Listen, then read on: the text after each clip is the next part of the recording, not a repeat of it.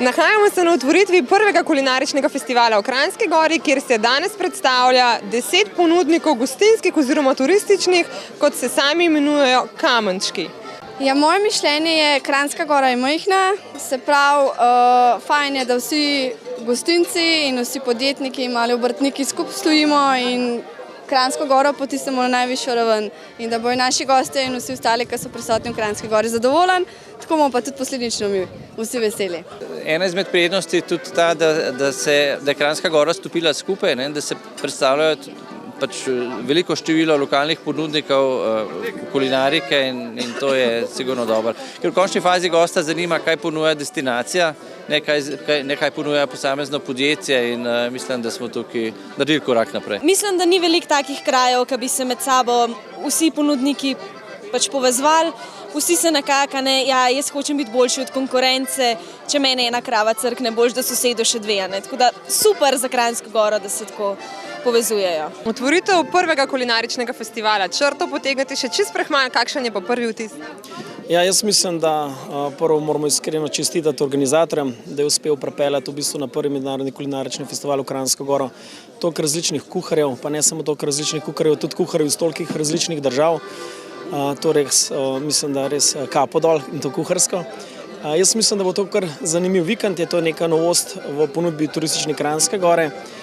Program, ki so ga pripravili, pester, mi bomo pa probali to izkoristiti kot promocijo. Pod strogim budnim očesom pa bo imela tekmovalce na kulinaričnem festivalu tudi Alma Rekić, sodnica v oddaji Masterchef Slovenija. Vi ste znana kar kot najbolj stroga sodnica Masterchefa. A boste danes tudi stroga, oziroma kako boste danes ocenjevali te? Ne, zdajle ne. Mislim, Tomaž. Na oddaji? Ja, ne vem. Mislim. Jaz te ne poznam take. Ja, lej. Jaz mislim, da nisem stroga. A televizija vara malo? Ne, samo po moje, da Slovenci ne znamo kakšne kritike sprejeti.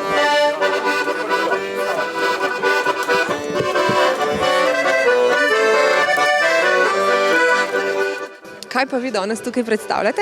Mi imamo pa golaž, divjačinski, pa sirove štrukle z brusnicami. Kakšen je odziv ljudi?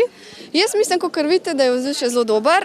Malo nam vreme nagaja, ampak tudi sonček sije, mavrco smo imeli, tako da je super. Slaščičarna in kavarna Kala, predstavljam pa se z pitogozdnimi sadeži. In kakšni so odzivi obiskovalcev? Odlični, glede na to, da imamo mavrico, sonce, dež, tako da so vsi več kot polni navdušenja, otvoritve. V bistvu je to njihova večerja, tako da vsi radi nekaj probajo.